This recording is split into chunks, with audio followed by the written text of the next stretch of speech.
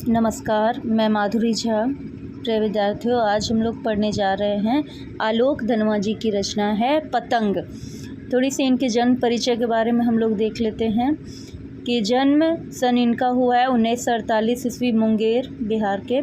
और इनकी प्रमुख रचनाएं हैं, इनकी जो पहली कविता है जनता का आदमी 1972 में प्रकाशित हुआ है, भागी हुई लड़कियां, ब्रूनो की बेटियां और दुनिया रोज़ बनती है। इनके एकमात्र संग्रह है दुनिया रोज़ बनती, जो कि बहुत ही महत्वपूर्ण रचना है।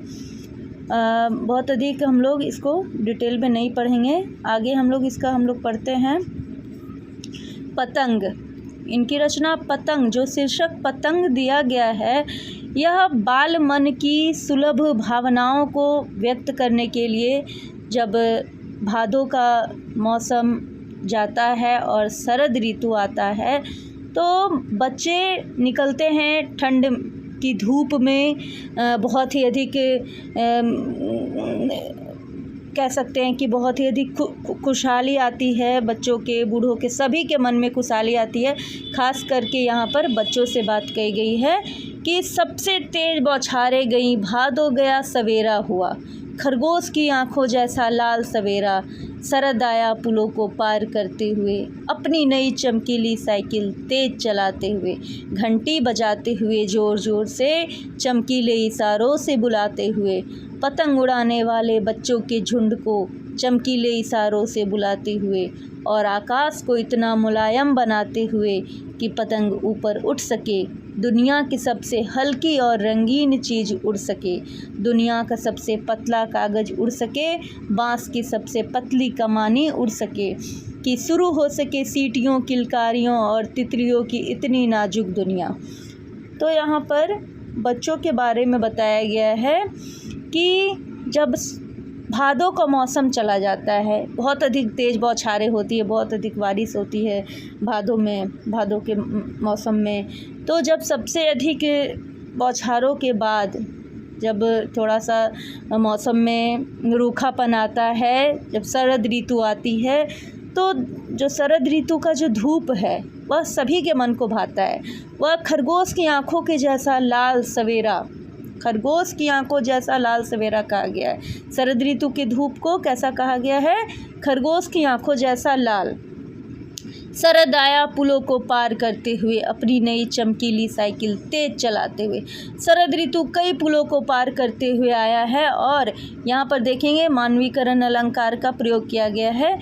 अपनी नई चमकीली साइकिल तेज चलाते हुए, घंटी बजाते हुए, ज़ोर ज़ोर से घंटी बजाते हुए, मानो यहाँ पर कोई बालक ज़ोर ज़ोर से घंटी बजाते हुए कई पुलों को पार करते हुए बालक रूपी शरद ऋतु आया है, और चमकीले इशारों से बुलाते हुए, चमकीले इशारों से बच्चों को ज़ोर ज़ोर से बुला रहे हैं, पतंग उड़ाने वाले बच्चों के झुंड को चमकीले इशारों से बुलाते हुए, और आकाश को इतना मुलायम बनाते हुए कि पतंग ऊपर उठ सके। यहाँ बच्चों के मन के बारे में कहा गया है कि बच्चे इतने अधिक भावुक हो जाते हैं, इतने अधिक उत्साहित हो जाते हैं कि वह पतंग उड़ाए बिना रह नहीं पाते, और वो यह नहीं समझ पाते हैं कि हमें कहाँ हम गिरेंगे, कहाँ हमें चोट लगेगी।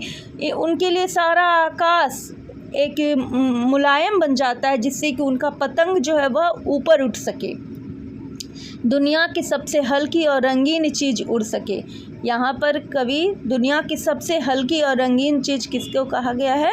तो पतंग को कहा गया है। दुनिया का सबसे पतला कागज़ उड़ सके, बाँस की सबसे पतली कमानी उड़ सके। पतंग में जो कागज़ इस्तेमाल किया जाता है वह सबसे पतला कागज़ कहा गया है उसको, और जो पतली सी कमानी जो प्रयोग में लाई जाती है उसको भी सबसे पतली बाँस की कमानी कही गई है।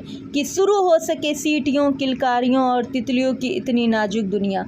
जब बच्चे पतंग उड़ाने के लिए उत्साहित होते हैं तो बहुत ही अधिक सीटियाँ बजाते हैं, किलकारियाँ लगाते हैं, और तितलियों की इतनी नाजुक दुनिया, रंग बिरंगी तितलियों की जो इतनी नाजुक दुनिया है, तितलियाँ जो जिस तरह से तितली कहेंगे शरद ऋतु में बहुत ही अधिक उड़ती है, उसी तरह से जो बाल सुलभ मन है, उसकी जो भावनाएं हैं, जो उसके मन में जो उत्साह है, वह भी रंग बिरंगे तितलियों की भांति ही सीटियाँ किलकारियाँ मारते हुए बच्चे निकलते हैं घर से।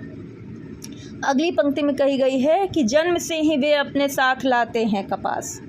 ऐसा माना जाता है मानो कि बच्चे जन्म से ही कपास लेकर के ही वो पैदा हुए हैं।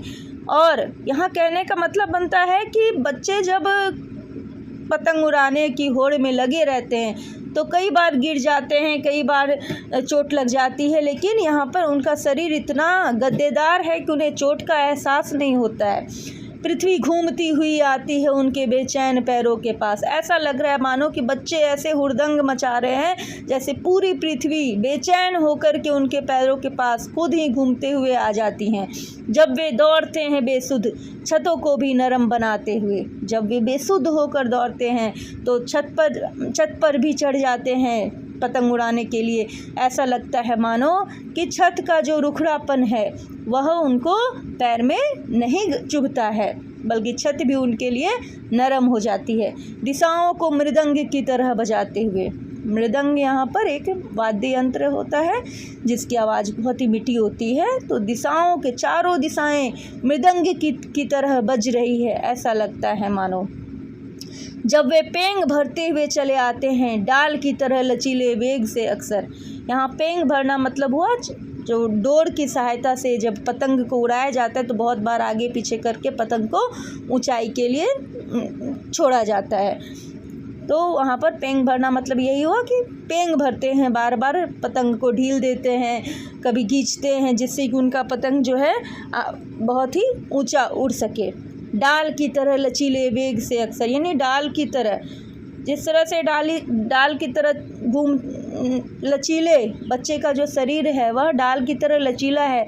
वो कभी आगे जाते हैं, कभी पीछे जाते हैं। माने कहेंगे कि पतंग उड़ाने की होड़ में वह इतने अधिक बेसुध हो जाते हैं कि वह कभी कभी छतों के खतरनाक किनारों पर भी आ जाते हैं। उस समय गिरने से बचाता है उन्हें सिर्फ उनके ही रोमांचित शरीर का संगीत। जब वह छतों के खतरनाक किनारों पर आ जाते हैं और गिरते गिरते जब गिर करके वह बच जाते हैं तो उनका साहस और भी दुगना हो जाता है। तो उस समय उन्हें गिरने से कौन बचाता है? उनके शरीर का रोमांचित संगीत। कहने का मतलब हुआ कि जब वह गिरने जाते हैं और गिरते हुए बच जाते हैं तो वही उनका जो शरीर है जो कि कभी भी शांत नहीं बैठ रहा है, बेचैन होकर के बच्चे छत पर में पतंग को उड़ा रहे हैं, तो गिरने से वही उनका जो शरीर है बचा रहा है उन्हें, और उनका साहस भी उन्हें बचा रहा है। साहस, गिर गए बच्चे, गिर करके भी उन्हें चोट नहीं लगी, वो बच गए, तो यहाँ पर उनका साहस और भी बढ़ जाता है और वे दुगने साहस से फिर से छत पर चढ़ते हैं और पतंग को उड़ाने लगते हैं। पतंगों की धड़कती ऊंचाइयाँ उन्हें थाम लेती हैं महज एक धागे के सहारे। यहाँ कवि कह रहे हैं कि महज एक धागे के सहारे पतंग की धड़कती ऊंचाइयाँ उन्हें थाम लेती हैं, उन्हें गिरने नहीं देती। यानी बाल मन की जो कल्पनाएं हैं, जो आकांक्षाएं हैं, वह महज एक